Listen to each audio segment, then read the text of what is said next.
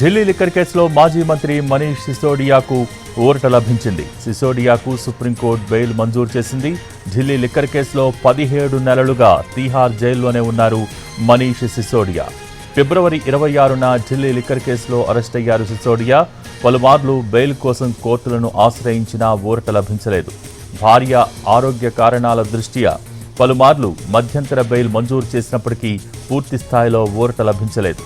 17 నెలల నుంచి తీహార్ జైల్లోనే ఉన్నారు సిసోడియా. 3 రోజుల క్రితం సిసోడియా బెయిల్ పిటిషన్పై విచారణ చేసిన ధర్మాసనం నేడు తీర్పును వెలువరించింది.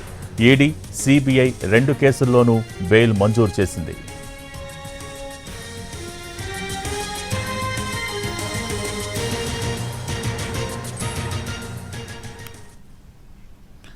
ఢిల్లీ లిక్కర్ కేసులో మాజీ మంత్రి మనీష్ సిసోడియాకు ఊరట లభించింది. సిసోడియాకు సుప్రీంకోర్టు బెయిల్ మంజూరు చేసింది.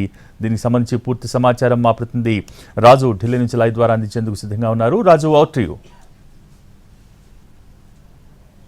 Thank you Bhogi. Delhi liquor కేసుకు సంబంధించినటువంటి పూర్తి వ్యవహారంలో కూడా ఈరోజు సుప్రీంకోర్టు ఇచ్చినటువంటి తీర్పు అనేది చాలా కీలకమని చెప్పుకోవచ్చు.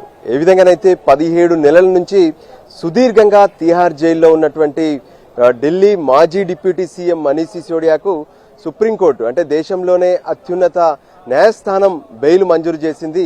లిక్కర్ కేసును అటు ఈడీ, మరోవైపు సిబిఐ ఈ 2 దర్యాప్తు సంస్థలు కూడా మనీష్ సిసోడియాను అరెస్ట్ చేశాయి. ఆ తర్వాత కొన్ని రోజుల పాటు కస్టడీలోకి తీసుకొని కూడా విచారణ జరిపాయి. సో ఫైనల్ గా జ్యుడిషియల్ రిమాండ్ లో భాగంగా ప్రస్తుతం మనీష్ సిసోడియా తీహార్ జైల్లో ఉన్నారు. అయితే ఎప్పుడైతే మనీష్ సిసోడియాను అటు సిబిఐ మొదట అరెస్ట్ చేసింది, సో ఆ సమయంలోనే ట్రయల్ కోర్టు నుంచి సుప్రీంకోర్టు వరకు న్యాయం కోసం పోరాటం చేశారు, బెయిల్ కోసం ప్రయత్నాలు కూడా చేశారు. ఆ తర్వాత ఎన్ఫోర్స్మెంట్ డైరెక్టరేట్ కూడా మనీష్ సిసోడియాను అరెస్ట్ చేసింది.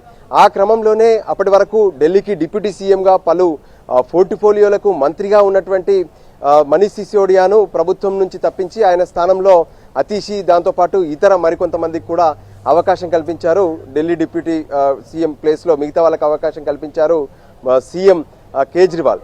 సో ఫైనల్ గా తను అంటే సుదీర్ఘకాలంగా ఈ కేసుకు సంబంధించినటువంటి వ్యవహారంలో రాజకీయ నాయకుల విషయానికి వస్తే సుదీర్ఘకాలంగా జైల్లో ఉన్నటువంటి వ్యక్తి మనీష్ సిసోడియా.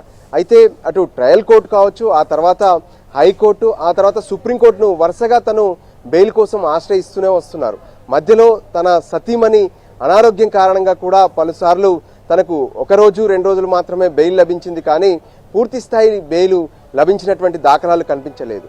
పైగా ఇప్పుడున్నటువంటి ఈ సిబిఐ కావచ్చు, ఈడీ కావచ్చు, లిక్కర్ కేసుకు సంబంధించినటువంటి వ్యవహారంలో ట్రయల్ అనేది ఆలస్యం అవుతుందనే విషయం పైన ఒకవైపు అభిషేక్ మను సింఘ్వి, దాంతోపాటు ఢిల్లీ లిక్కర్ కేసుకు సంబంధించినటువంటి నిందితుల తరపున వాదనలు వినిపిస్తున్నటువంటి సీనియర్ కౌన్సిల్ అంతా కూడా అభిప్రాయపడ్డటువంటి దాఖలాలు కనిపించాయి. దాంతోపాటు సిబిఐ కావచ్చు, ఈడీ కావచ్చు ఇక్కడ ఒకటే విషయాన్ని అడ్డుగా వేసినటువంటి పరిస్థితి కనిపించింది. అంటే ఎవరైతే ఈ కేసుకు సంబంధించి మనీష్ సిసోడియాకు ఒకవేళ బెయిల్ ఇవ్వడం వల్ల తను ఖచ్చితంగా సాక్షులను ప్రభావితం చేసే అవకాశం ఉంటుంది, సాక్ష్యాధారాలను మాయం చేసే అవకాశం ఉంటుంది, అంతేకాదు తను పూర్తిగా ఈ కేసు నుంచి బయటపడేందుకు ప్రయత్నాలు చేస్తారు అంటూ కూడా కోర్టు ముందు వాదనలు వినిపించారు. అయితే సుదీర్ఘకాలంగా అంటే 17 నెలలు ఏ విధంగానైతే 2023లో ఫిబ్రవరి 26వ తేదీన మొదట మనీష్ సిసోడియాను లిక్కర్ కేసులో అరెస్ట్ చేస్తే ఇప్పటి వరకు తను జైల్లోనే ఉన్నారు.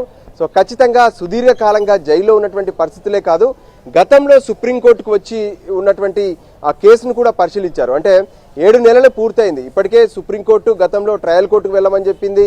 సో మళ్ళీ బెయిల్ కోసం ట్రయల్ కోర్టుకు మనీష్ సిసోడియా వెళ్లారు, ఆ తర్వాత హైకోర్టుకు వెళ్లారు, హైకోర్టు నుంచి మళ్ళీ సుప్రీంకోర్టును ఆశ్రయించినటువంటి పరిస్థితి ఉంది. సో ఈ సర్కిల్ అంతా తిరుగుతున్నప్పటికీ కూడా మనీష్ సిసోడియాకు బెయిల్ దక్కలేదంటే ఖచ్చితంగా సుదీర్ఘకాలంగా ఉన్నారు కాబట్టి సో ఈ అంశాన్ని పరిగణలోకి తీసుకుంటూ మనీష్ సిసోడియాకు బెయిల్ ఇస్తున్నామని చెప్పి సుప్రీంకోర్టులో ఉన్నటువంటి జస్టిస్ బిఆర్ గవాయ్ ధర్మాసనం తీర్పు వెలువరించింది. అయితే ఈ సందర్భంగా కొన్ని కండిషన్స్ కూడా పెట్టారు. 10 లక్షల పూచికత్తుతో పాటు 2 ఖచ్చితంగా బెయిల్ ఇచ్చేందుకు సంతకాలు పెట్టాల్సి ఉంటుంది. దాంతోపాటు సిసోడియా విదేశాల్లోకి వెళ్లకుండా ఆయనకు సంబంధించినటువంటి పాస్పోర్ట్ను సరెండర్ చేయాలనే విషయాన్ని కూడా స్పష్టం చేశారు.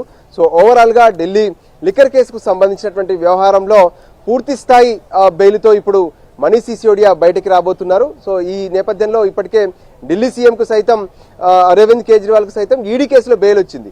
సిబిఐ కేసులో బెయిల్ రాలేదు, హైకోర్టులో తను అప్రోచ్ అవుతే హైకోర్టు తిరస్కరించి మళ్ళీ ట్రయల్ కోర్టుకు వెళ్ళమన్నారు. సో ఇప్పుడు కేజ్రీవాల్ సైతం సుప్రీంకోర్టును ఆశ్రయిస్తున్నారు. మిగతా ఎవరైతే నిందితులు ఉన్నారో కవితతో పాటు ఇతరులు సైతం ఇప్పుడు సుప్రీంకోర్టును ఆశ్రయించేందుకు సిద్ధమవుతున్నటువంటి పరిస్థితి అయితే స్పష్టంగా కనిపిస్తుంది. సో ఓవరాల్ గా ఢిల్లీ లిక్కర్ కేసుకు సంబంధించినటువంటి వ్యవహారంలో ఈ రోజు సుప్రీంకోర్టు ఇచ్చినటువంటి మనీష్ సిసోడియా బెయిల్ తీర్పు మాత్రం చాలా కీలకంగా మారేటటువంటి పరిస్థితి అయితే స్పష్టంగా కనిపిస్తుంది. భోగి. Thank you Raju.